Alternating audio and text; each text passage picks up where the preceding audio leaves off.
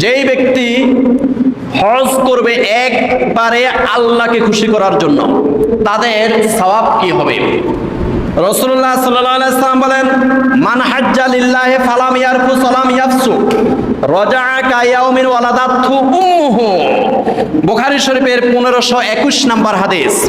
রাসূলুল্লাহ সাল্লাল্লাহু আলাইহি ওয়াসাল্লাম বলেন, মান হাজ্জা লিল্লাহি, কেউ যদি শুধুমাত্র আল্লাহকে খুশি করার জন্য হজ করে, শুধুমাত্র আল্লাহকে রাজি খুশি করার জন্য কেউ যদি হজ করে, দুনিয়ার কোন লোক দেখানো উদ্দেশ্যে সে হজ করে নাই। মান হাজ্জা লিল্লাহি, শুধুমাত্র আল্লাহকে খুশি করার জন্য যে ব্যক্তি হজ করলো, ফালাম ইয়ারফুস ওয়ালাম ইয়াফসুক, হজ করে আসার পরে আর গুনাহ করে নাই।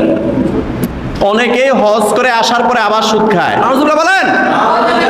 হজ করে আসার পরে আবার ঘুষ খায়, হজ করে আসার পরে আবার জানাবে বিচার করে, হজ করে আসার পরে আবার মানুষের ক্ষেতের আইল ঠেলে, হজ করে আসার পরে আবার কি করে মিথ্যা কথা বলে, হজ করে আসার পরে আবার মানুষের হক মারে।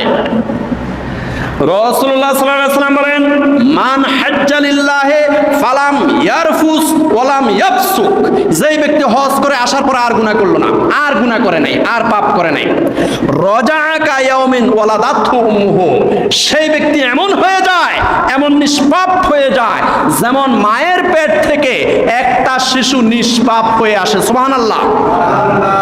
হাসরের ময়দানে সেই ব্যক্তি এমন নিষ্পাপ হয়ে উঠবে, যেই ব্যক্তি হজ করে আসার পরে আর গুনাহ করে নাই, আর পাপ করে নাই।